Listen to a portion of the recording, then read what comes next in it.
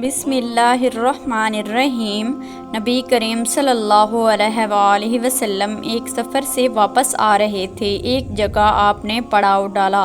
करीब ही एक बस्ती में एक औरत थी जिसका तनूर था।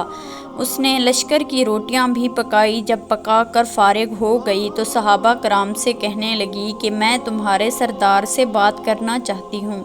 सहाबा कराम उसे नबी करीम सल्लल्लाहु अलैहि वसल्लम के पास ले आए।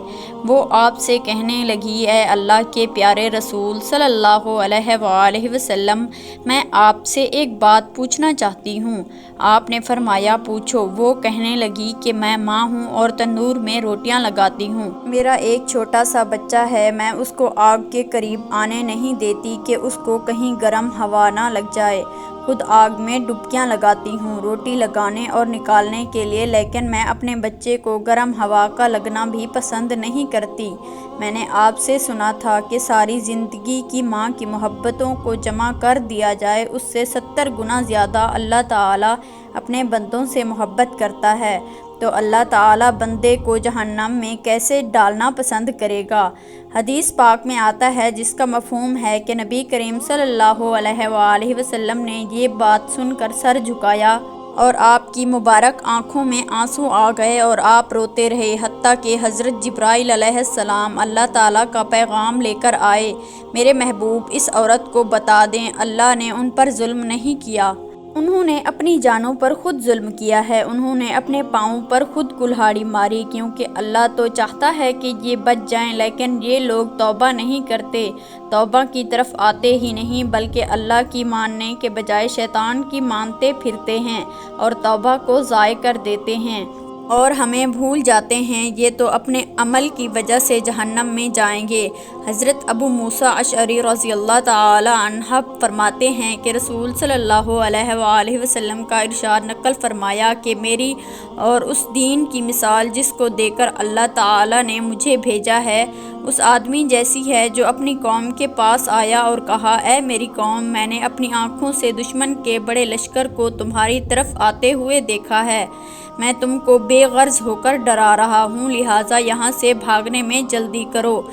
चुनाचे उसकी कौम में कुछ लोगों ने उसकी बात मान ली और सरे शाम चल दिए और आराम से चलते रहे और वो बच गए।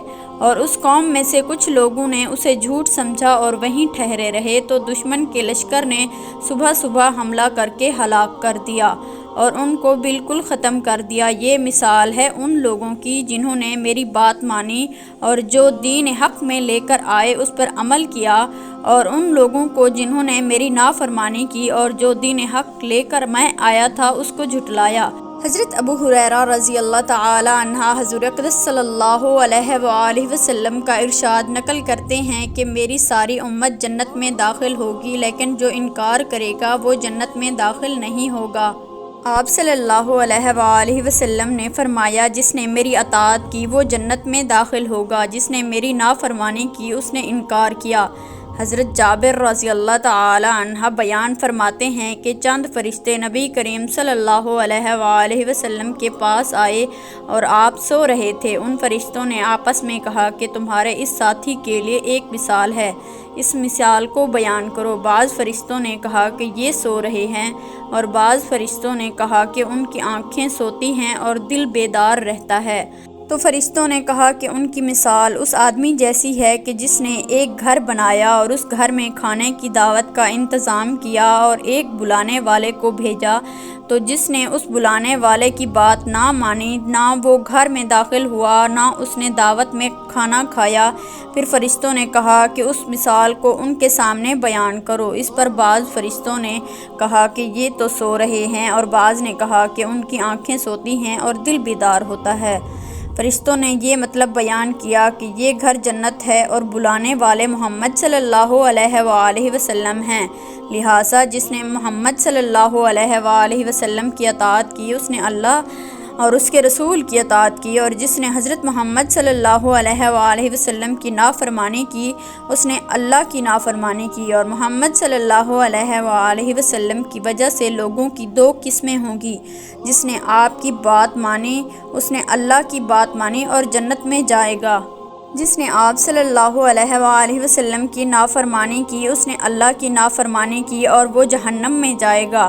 اللہ سے دعا ہے کہ وہ ہمیں نبی کریم صلی اللہ علیہ وآلہ وسلم کی تمام باتوں پر عمل کرنے کی توفیق عطا فرمائے اور ہمیں پیارے محمد صلی اللہ علیہ وآلہ وسلم سے سچی محبت عطا فرمائے، آمین۔